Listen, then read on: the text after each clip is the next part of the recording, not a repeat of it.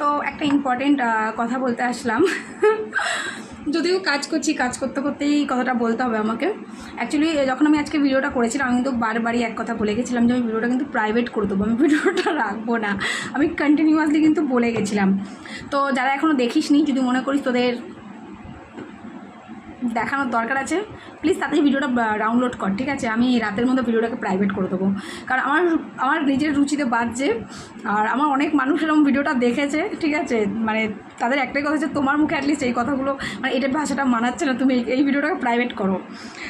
তো আমি ভিডিওটা প্রাইভেট এখন বলছে ফোনে পরের কথা, আমি ভিডিওটা এমনিই প্রাইভেট করতাম। আমি আগেই বলে দিয়েছিলাম যে এই টাইপের ভিডিও আমি রাখবোই না আমার অ্যাকাউন্টে, ঠিক আছে? যখন কন্ট্রোভার্সিটা এই ভিডিও হয়েছিল, আমি সমস্ত ভিডিওগুলো প্রাইভেট করে দিয়েছি। আর এই টাইপে এত নোংরা ভাষার কথা আমি জীবনে বলিনি। তো তোদেরকে একটু সময় দিয়েছি, 7:30 বাজে, তো ধর 9টার মধ্যে আমি ভিডিওটাকে প্রাইভেট করবো। তো যদি তোদের কাউকে শোনানো থাকে আমার মুখের ভাষা, বা যারা শুনিস নি এখনও মনে করছিস, তারা ভিডিওটাকে প্রাইভেট রাত্রি করে ডাউনলোডটা করে নেই, তোদের নাংদেরকে পাঠিয়ে দিস, ঠিক আছে? কিন্তু আমি 9টার মধ্যে ভিডিওটাকে প্রাইভেট করবো। আজকে ভিডিওটাকে আমি বারবারই বলে রেখেছিলাম, কারণ আমার নিজেরই প্রচণ্ড রুচিতে বাজছিল আমি ওইটার ভাষায় কথা বলছিলাম বলে। কারণ আমাদের পারিবারিক শিক্ষা এরকম নয়, বাট কী বলতো, কিছু সময় কিছু মানুষকে উত্তর দেওয়ার জন্য না ঠিক এইভাবেই নিজের রূপটাকে নিয়ে আসতে হয়। ভাই কিছু বলি না মানে তার মানে এটা নয় যে বলতে জানি না, গালাগাল দিই না মানে এটা নয় যে গালাগাল দিতে জানি না।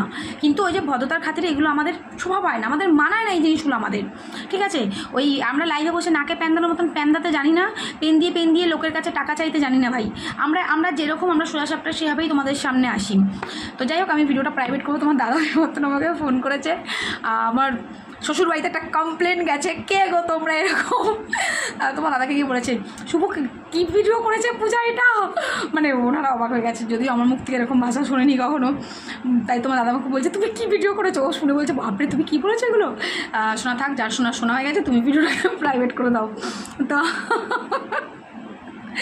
সত্যি তোমরা পারো, তোমরা আমার ভালো ভিডিও দেখো না, এই ভিডিওটা কেন দেখতে গেলে বলো তো?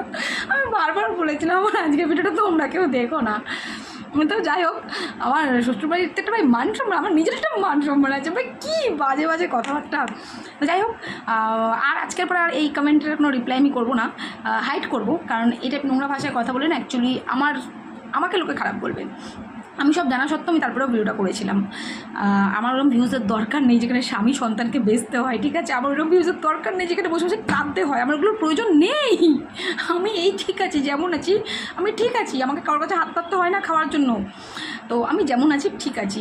তো তোদেরকে বলছি, তোর একটা কাজ কর, ভিডিওটাকে রাতে করে ডাউনলোড করে নে, যে দেখবি, ঠিক আছে? দেখে ডাউনলোড করে নে। আমি 9টার মধ্যে ভিডিওটাকে প্রাইভেট করবো।